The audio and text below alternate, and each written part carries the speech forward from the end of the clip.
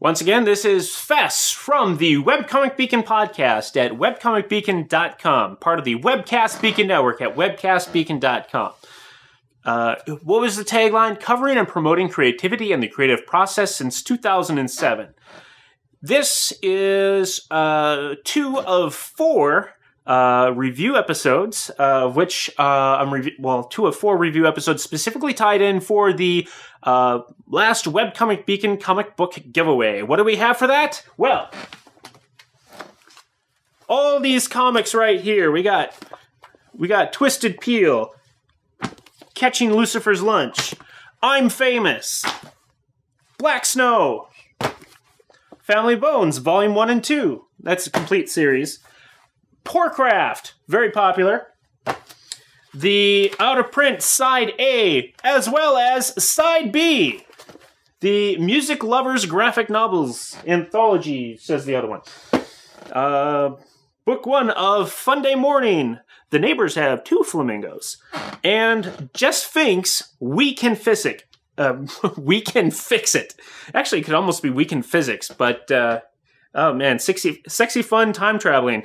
All right, and, oh yes, also some comics donated by Julie Sidor, A Parent's Guide, Clown Safety, Custard on Chinchilla Island, and, let's see here, Song from the Raven Planet, as well as favorites of mine because I had something to do with them. Well, I published Jenny Everywhere When Casting Calls, and Ardra, Issue 1, The Road Trip.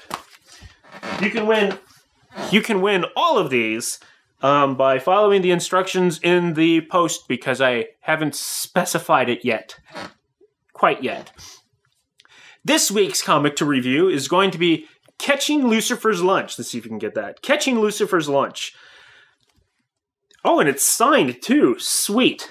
By the Brothers May, aka TJ and Jason May. This is a comic that was long overdue for a review. Catching Lucifer's Lunch is by the Brothers May, aka TJ and Jason. I already said that.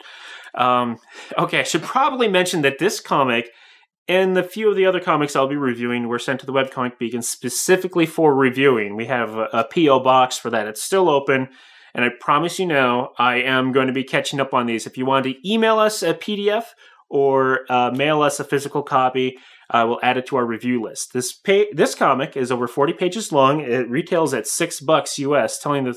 I'll tell you, this comic is already quite a good value for this. Though, if I went to a trade show or a convention, I would expect to pay $10 for this, and it's pretty sweet. It's a perfect bound. It's not stapled, autographed. So this is a pretty sweet comic for what you got. Okay, let's look at the cover at this one. So, probably splicing something. It's got that sort of painted look to it. Perhaps set on a snowy morning, man with a knife coming from behind a gravestone and with a shadowy figure. Let's see here. Is he going to kill you? I don't know, but it's an eerie look.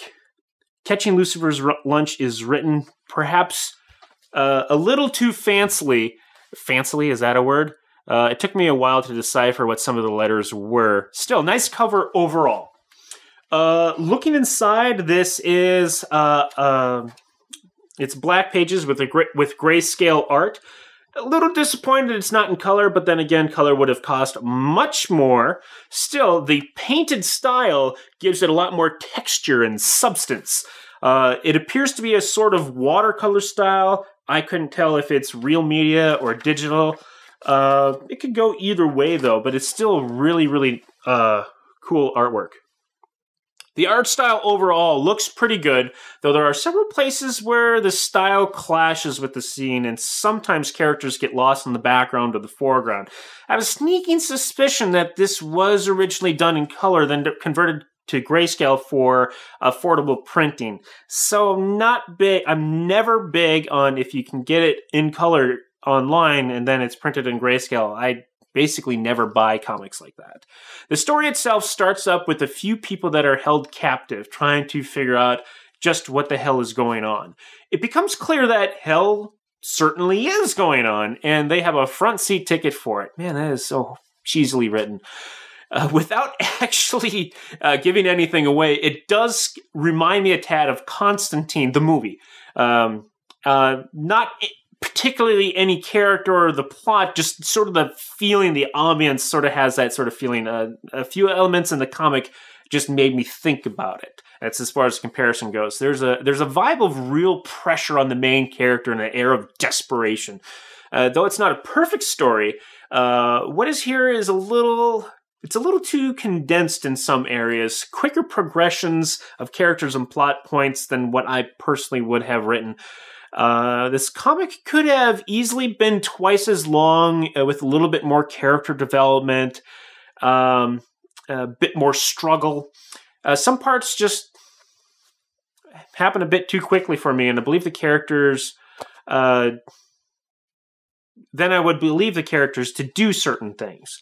Then again, we are only introduced to these characters at the point of capture, and we barely get a glimpse of their past and who they are in relation to each other. I think there's a little bit missed opportunity to expand the comic a bit more. In the comic, it feels like a proposal, actually, for a bigger story, either for like a movie or a bigger graphic novel. If an expanded version of this story is made, I'd definitely be interested in checking it out. Once again, this is Catching Lucifer's Lunch, published by Some Publications at sum.net, SUMM.net. And now for the comic of the week. Okay, so I do apologize that I can't pronounce names or will get them really, really wrong. But this week's comic of the week is Namesake by Isabelle Melanin and Megan Lavey-Heaton. Namesake by Isabelle and Megan. Sorry. Did you know that there is a whole subculture around the Wizard of Oz? Like, where people make their own interpretations or original characters and have adventures in the land of Oz? Well, and I'm not just talking about the movie.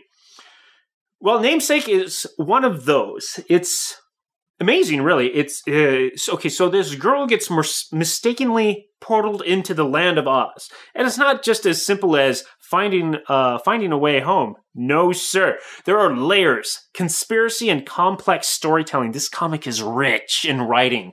The art is also fandabulous. It is, the line work itself is just plain great.